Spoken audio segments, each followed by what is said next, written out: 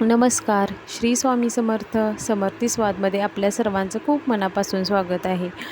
तर आज आपण बनवतोय उरलेल्या भातापासून झटपट आणि पौष्टिक असा नाश्ता. तर त्यासाठी मी येथे 1 काकडी, 1 गाजर, पालक, हिरवी मिरची आणि कांदा घेतलेला आहे.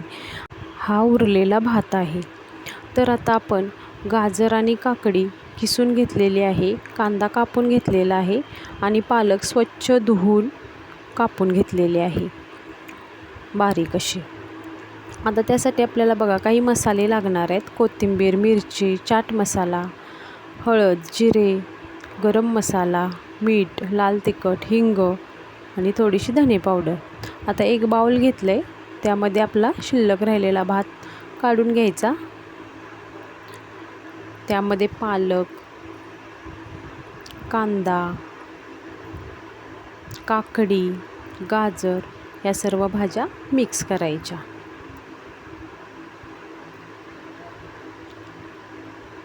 आता बाइंडिंगसाठी त्यामध्ये 1 चमचा बेसन घालायचं. आता चाट मसाला घातला. हे घेतलेले सर्व मसाले आपण घालायचे. लाल तिखट, मीठ, हिंग, गरम मसाला आणि धने पावडर, हळद आणि जिरे घालायचे थोडेसे. आता बघा मिरची आणि कोथिंबीर घालून घ्यायची. आता हे सर्व छान असं मिक्स करायचं. आता आपण हाताने मिक्स करून घेऊया आणि छान असे आपल्या आवडीनुसार त्याचे छोटे छोटे बॉल्स बनवून घेऊया.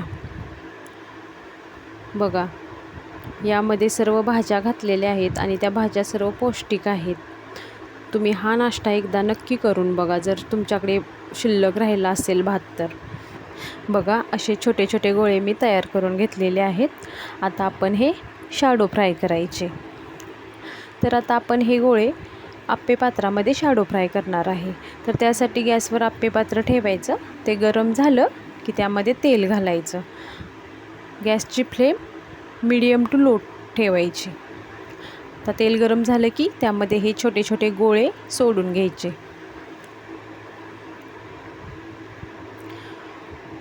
गोळे सोडले की ते लगेच पलटायचे नाहीत. अगदी 7 ते 8 मिनटं होऊन द्यायची आणि मग ते पलटायचे.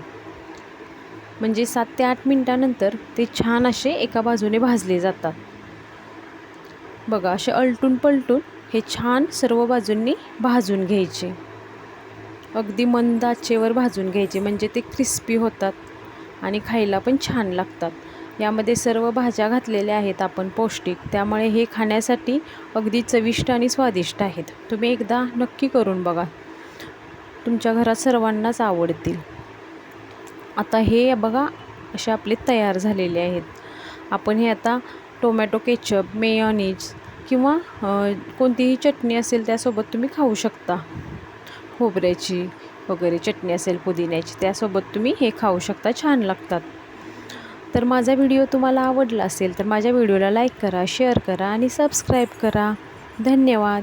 श्री स्वामी समर्थ. भेटूया पुन्हा अशाच एका नवीन रेसिपीसोबत.